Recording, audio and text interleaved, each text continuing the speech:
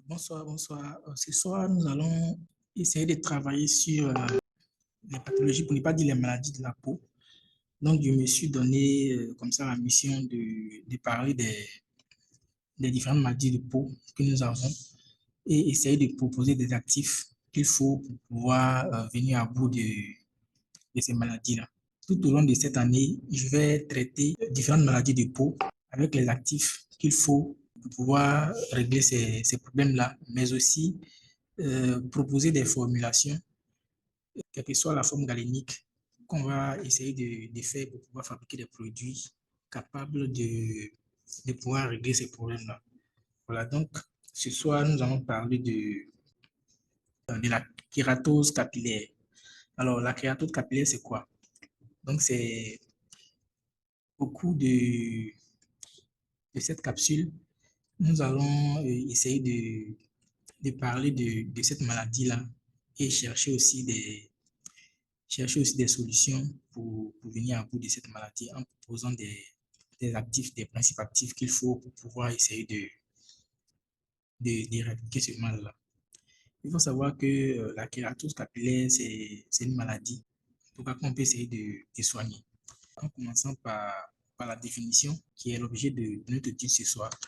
Voilà, donc il faut savoir que la kératose capillaire, qui est aussi appelée kératosis follicularis, lichen pilaris et kératose folliculaire, est une maladie de la peau qui est non contagieuse, c'est aussi génétique.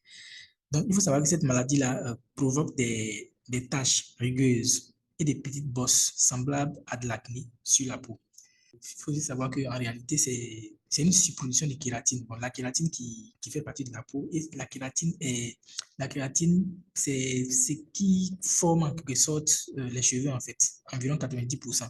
Donc, cette kératine-là va venir bloquer les follicules pileux et vont former de petits boutons, en tout cas de gros boutons qui vont fermer les pores, en fait. Il faut savoir aussi que la kératose pilaire a des symptômes. Voilà, ça a des symptômes. Donc, il faut savoir que c'est l'apparition de petits boutons sur la peau qui représentent les signes typiques d'un trouble de kératinisation appelé kératose pilaire. Comme symptômes, il faut savoir que les symptômes de la kératose pilaire sont des petits boutons, comme je viens de le dire tantôt, qui sont généralement de couleur chair ou rouge, si on veut parler des personnes caucasiennes, ou, bon, ou sur la peau claire, et des couleurs brunes sur la peau noire. Donc, ça peut être aussi, donc on peut dire ça peut être, ça peut avoir une couleur marron ou une couleur très noire pour les Africains qui ont une peau très noire. Parce que pour nous, la partie qui est infectée là est vraiment très noire, avec de gros points. C'est un peu comme la chair de poulet en fait. Voilà, donc il apparaît sur les bras, les cuisses, les fesses, et même parfois sur le visage.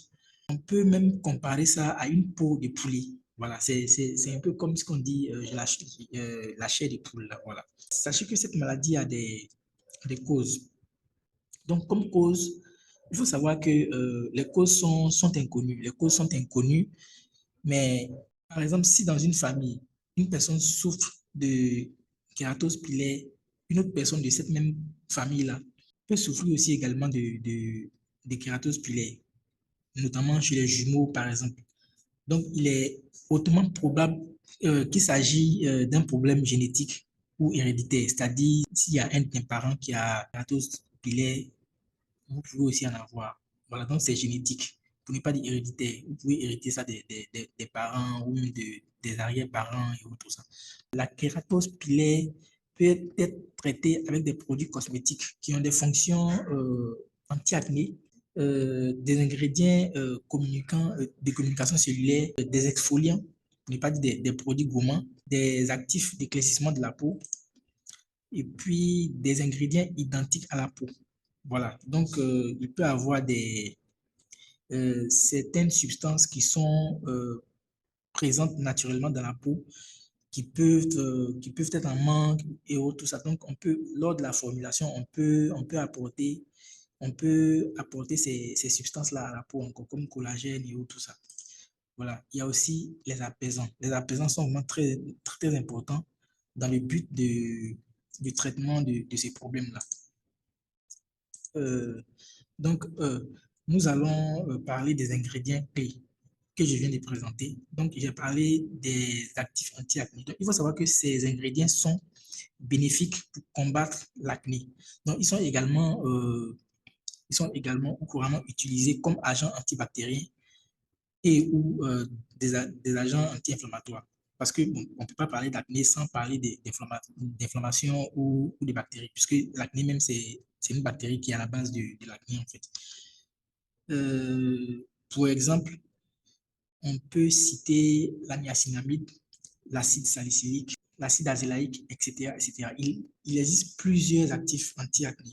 Voilà, bon, pour mes élèves, pour ceux que je suis, pour mes élèves, je suis sûr, je sais qu'ils ont une longue liste d'actifs anti-acné pour pouvoir faire une formulation. Et en 2024, on ne peut pas suivre une formation où on ne peut pas, on est incapable de pouvoir comment on appelle ça, à défaut de la formulation, de pouvoir expliquer les principaux actifs qu'on utilise pour pouvoir faire sa formulation. Il faut quand même connaître le rôle de la niacinamide, de l'acide salicylique et aussi connaître aussi les dosages. Comment est-ce qu'on doit les utiliser? Si on veut les doser pour un produit de visage, comment on fait? Si on veut l'utiliser pour un produit de corps, comment on fait? Et vraiment connaître les rôles, vraiment connaître leur fonctionnement dans la peau. Après ça, nous avons les ingrédients communicants cellulaires. Alors, c'est quoi ces ingrédients-là? Il faut savoir que c'est des ingrédients qui signalent à nos cellules cutanées de mieux se comporter.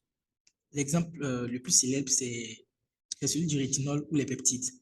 Voilà, en fait, donc, ce sont des ingrédients qui vont communiquer avec la peau pour pouvoir donner des directives à la peau de pouvoir bien se comporter ou soit régler les problèmes ou combler des déficits, en fait.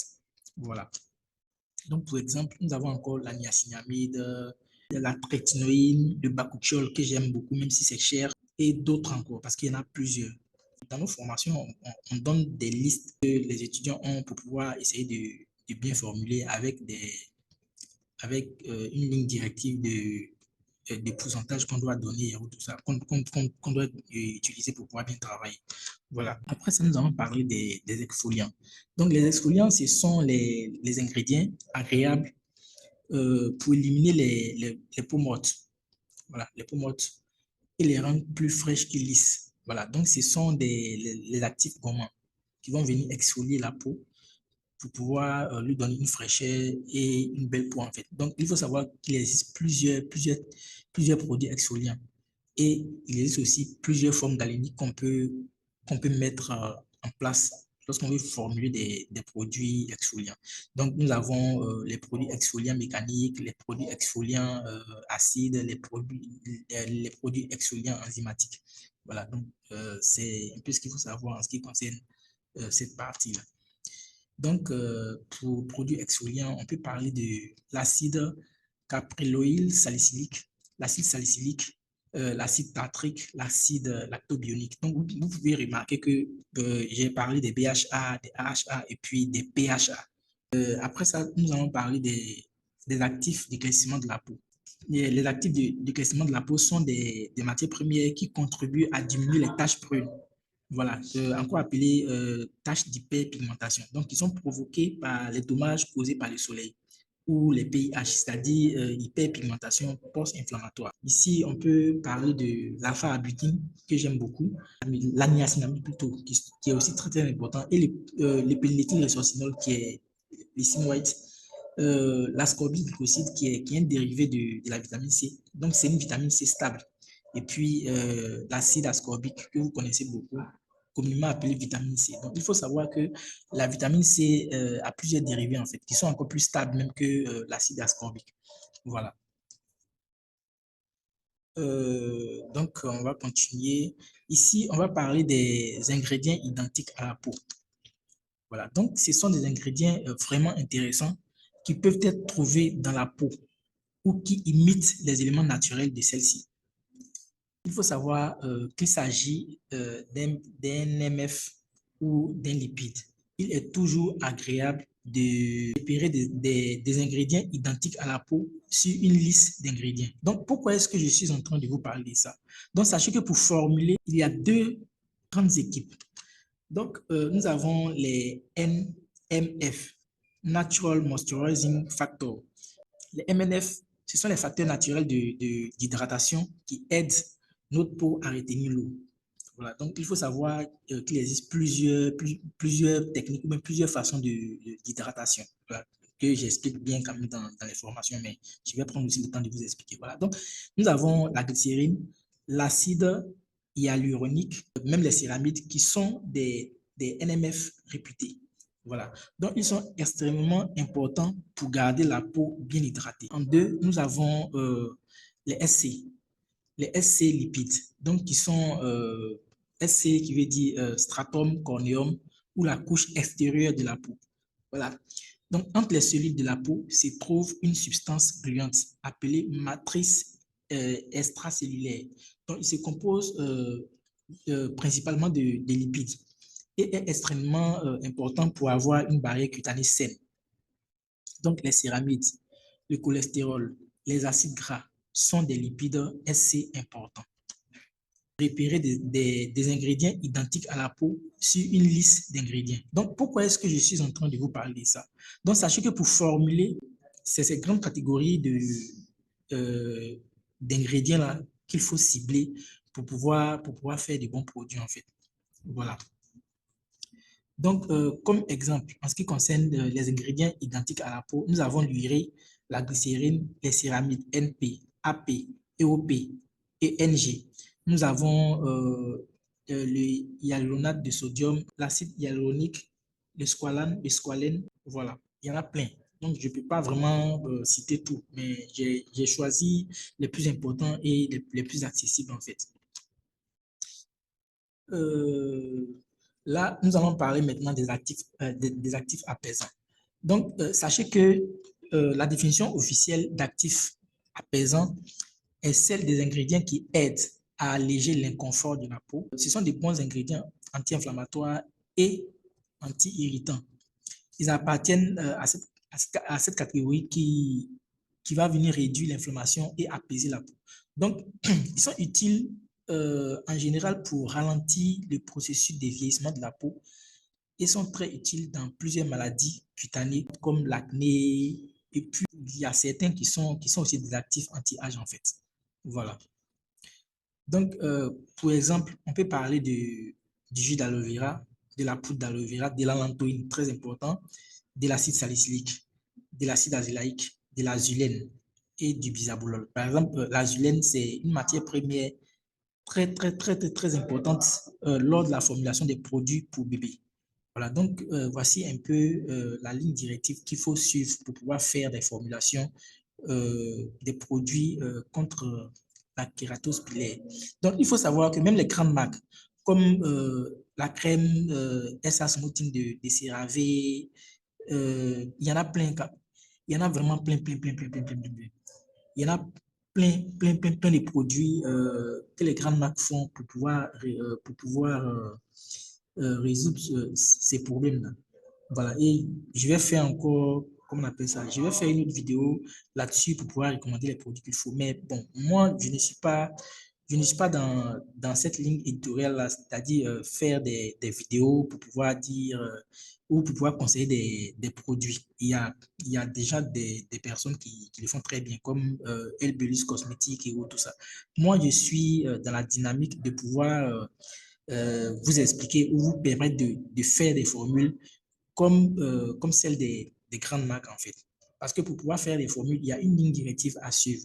Bon, si vous avez suivi une bonne formation, vous devez quand même savoir comment formuler. Formuler, ce n'est pas seulement bon, savoir choisir les produits de la phase huileuse, phase aqueuse et puis faire. Non. Il faut savoir cibler les matières premières qu'il faut, les meilleurs principes actifs qu'il faut pour pouvoir fabriquer un produit efficace en fait. Quel dosage il faut, à combien il faut doser, combien de matières premières il faut choisir pour pouvoir bien faire le produit, etc. Donc moi, c'est dans cette ligne directive-là que moi je suis. Et tout au long de cette année, nous allons travailler beaucoup afin de pouvoir vous permettre de savoir formuler. Mais réellement, pour pouvoir vraiment bien formuler, il faut se former. Parce que la formulation, c'est même une autre science. Je peux même dire que ça n'a rien à voir avec les formules avec les cours de cosmétique, en fait. C'est une science qui a ses règles propres à elle. Donc, moi, lors de mes formations, j'intègre cette science-là dans mes formations. Parce que moi, en tout cas, mes formations, je parle de beaucoup de choses. Je parle de cosmétologie, je parle d'aromathérapie, je parle de phytothérapie et je parle de formulation. Et c'est d'ailleurs ça même qui fait la particularité, ou c'est ça même qui rend mon cours riche, en fait. Voilà. Donc, voici un peu ce qu'on peut dire en ce qui concerne cette pathologie de la peau là. Donc, nous allons essayer de faire une formulation, d'effectuer une formulation de crème pour pouvoir traiter cette maladie. Voilà, donc nous allons faire une crème lissante que j'appelle la crème lissante d'Estangol. C'est une formule professionnelle qui est approuvable par un laboratoire parce que toutes les étapes seront respectées pour que la crème soit validée en fait. Parce que pour pouvoir faire une formulation, il faut pouvoir faire aussi la fiche technique du produit. Il y a plusieurs choses qui doivent être respectées pour qu'on puisse accepter le produit, soit en pharmacie ou tout ça. Voilà. Alors, bon retour parmi nous. Nous allons essayer de présenter la formule de la crème dont je viens de parler précédemment. Et nous allons essayer d'expliquer les différentes parties qu'il faut connaître pour pouvoir faire cette formulation, ainsi que les matières premières utilisées pour pouvoir faire la formulation. Pour ceux qui suivent nos différentes formations, pourront comprendre un peu ce que je vais expliquer.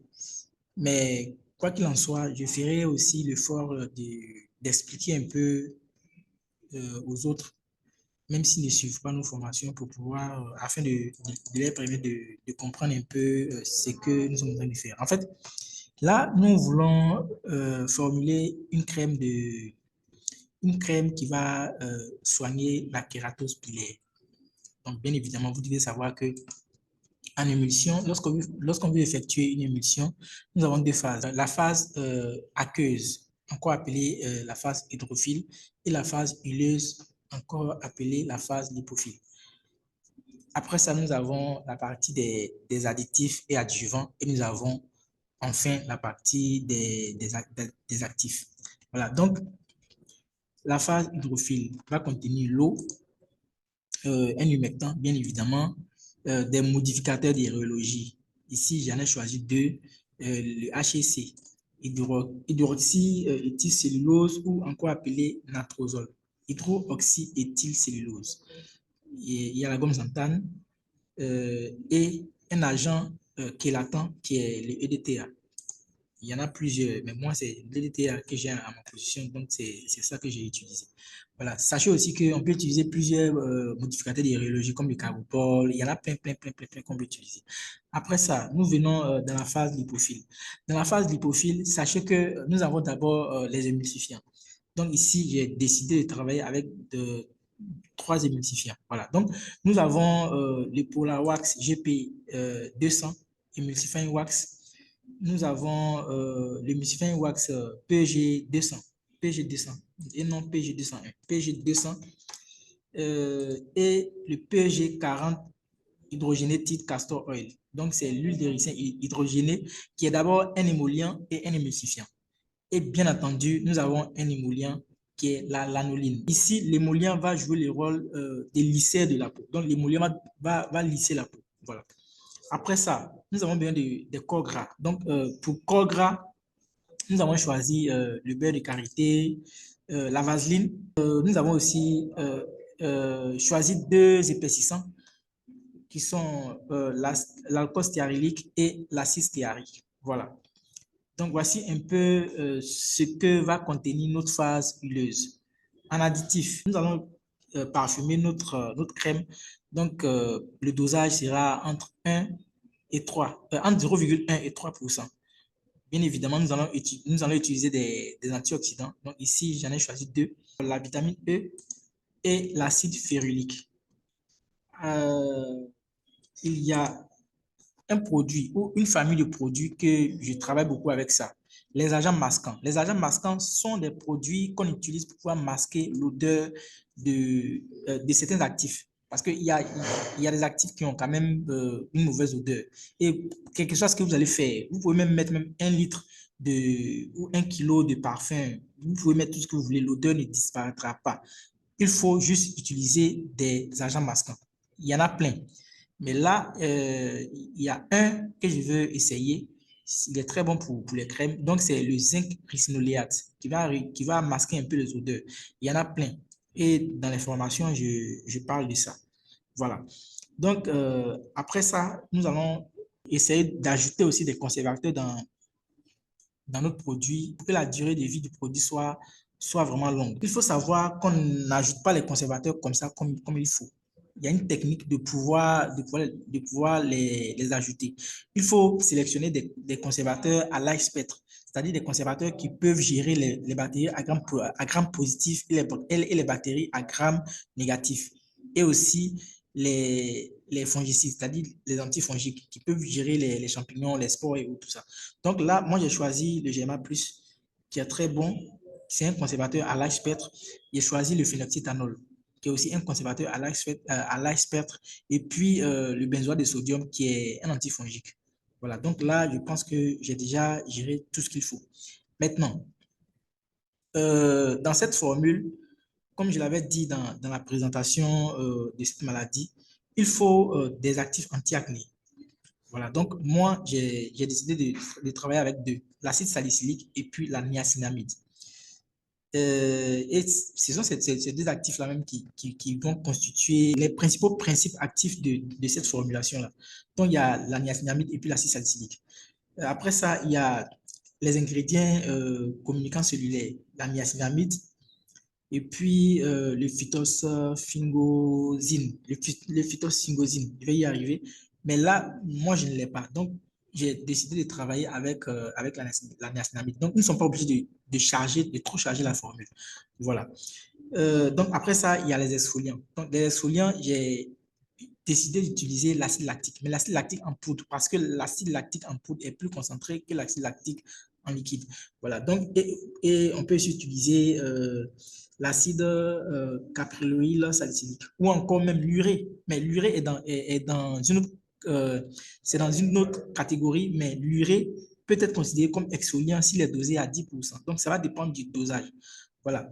Et des agents d'éclaircissement de la peau, je viens de parler de ça. Ici, j'ai décidé de travailler avec la niacinamide. Et les ingrédients identiques à la peau. Il y a l'urée, la glycérine, les céramides, le sodium hyaluronate.